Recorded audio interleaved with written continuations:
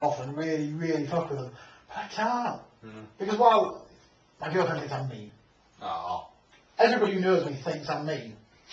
I don't think you're mean. Well, that's because, compared to you, I'm not. No, that's a terrible thing to say as well. That was mean, I'm sorry. See, that's it. I apologise. Because the problem is, like, my sister thinks I'm mean. Because I'm mean to her.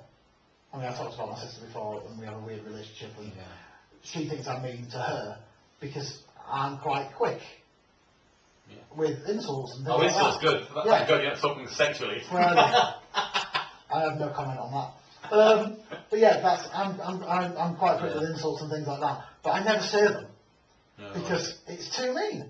And like my girlfriend says, oh, that was mean. It's like, was it? Okay, that was me holding back. But okay, that's fine. And it's one of those things that...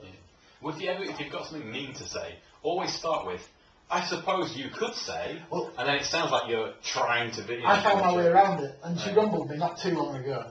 And I don't think many other people have ever really... Oh, Helen rumbled it, who was here with us last week. Because I was going to be mean then. That's what I always said. I was going to be really mean then. And then it automatically makes them go, what were you going to say? I can't say mean. But you've asked me now, so I will say it. And I get around it, and people go, yeah, that is too mean. Because it's there quiet on your head. Exactly. You asked me, I said it was too mean, so I won't say it. But you've demanded to know what I'm going to say. That's your fault. If you think it's wrong, then okay. Hey, we're dishing out advice today. So if you are a sick bastard... If you are people who know me, ignore the last 20 seconds, because that's me screwed. But thanks. If you are people that know me. Yeah. If you are. If you're not sure. It's like looking at a picture of Steve and thinking, do I know this man? If you're people that know me and think that that's grammatically really dodgy, just shush and forget the fact that I've got an English degree. But yeah, that's lots of rambling, so I should probably, on the subject of living in Glasgow... Oh, because, yeah, that's what Shall we say about it? That's what my story's about. I thought my story was really short this week, but it was a lot. It was quite a lot, yeah. Sorry. That's alright. I wasn't listening anymore. My story is about living in Glasgow, and, you know, as it's St George's Day, which it won't be by the time you listen to this, unless you're very, very quick and manage to listen to it as soon as it goes online today. What's the date today? It's Friday the 23rd. 23rd. That's when this was happening, St George's Day 23rd. George's Day, Friday the 23rd, in the evening. God bless you, Mom! Yeah. And all who's sailing you! This will be as close to live as we've ever been. That's true, because we'll put it online pretty much straight away. So if you're hearing this, like, as soon as it downloads of iTunes... Happy St George's Day. This is like 20 minutes ago. Yeah. This is not too... what was in the same films? In the not too distant future. Yeah. This is in the not too distant past.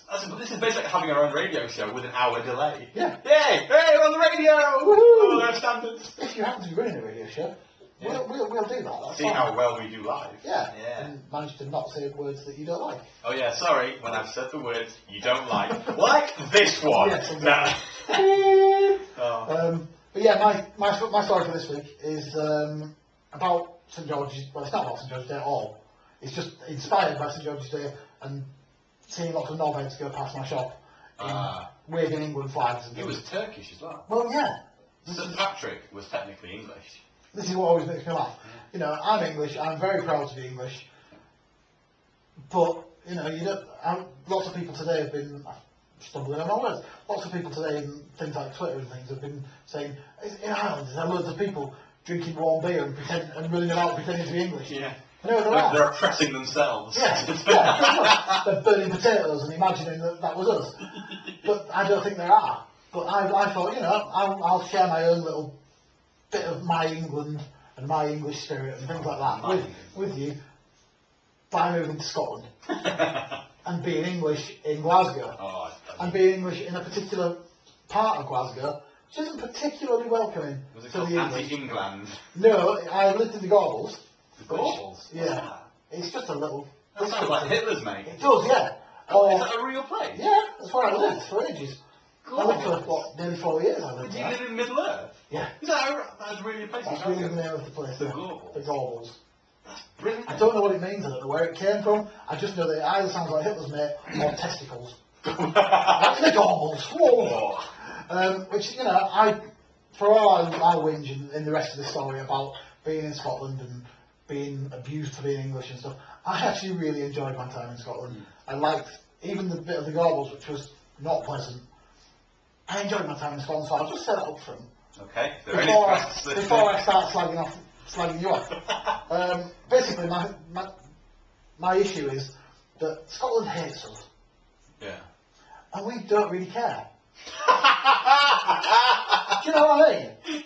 It sounds really terrible. Because you're not proper. Oh, no, it's not. It's the fact that, like, I always think, like, all of Europe hates Britain. Yeah.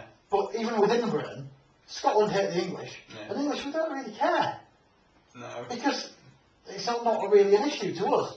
You know, it's like when I moved to Glasgow, I fully expected anti-English sentiment. Yeah. Which I got. But then I also expected it when I went into school.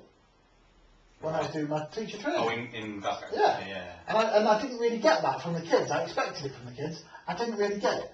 No. And that sort of made me go, oh, that's thrown me a bit. And then I went home and was threatened with being stabbed on the way home. So, you know, it's sort of... For being Yes. I sort of went, oh, that's brilliant. You know, the kids have really accepted that I'm English and they've just gone, okay, that's fine. They can see past the colour of your Yeah, exactly. skin. They were just like, he's English, but that's okay. We'll let it off because he seems like a nice jolly chap. He's a nice jolly fat man. We'll go with it. But yeah, I mean, the main thrust of the abuse is a story I'm sure I've told some of the people listening to this before.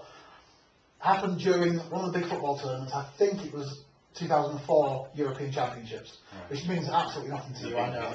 Championships? You say they're a go? Howard's looking at me as if to say, football? That's for the common people. Why don't they pick the ball up and bloody run properly? Yes, exactly. Why is the ball round? It should be testicle shaped. What do your testicles look like? Two little gleaming rugby balls. Yes, pretty much. With a stitching down the side. Exactly, yes. Got mitre written The on. words pretty on them, yeah. Always been fondled by posh boys. Yeah. We'll put photos on the Facebook. Yeah, exactly. But it was during, I'm fairly certain it was European Championships 2004. We got to the quarterfinals. As an Englishman living in Glasgow, I was a bit hesitant to wear my England shirt. Now, I don't know, I mean, people who listen to this in Scotland will know that I was chucking his Sorry, that was my wedding ring. that's not a message. He's now officially divorced, sorry. Sorry. But a lot of people in Glasgow, certainly, I mean, it's a city of two halves, really. Yeah. There's the Catholic half, the Protestant half, the Rangers half, the Celtic half. Oh yeah, it's a big deal in Scotland.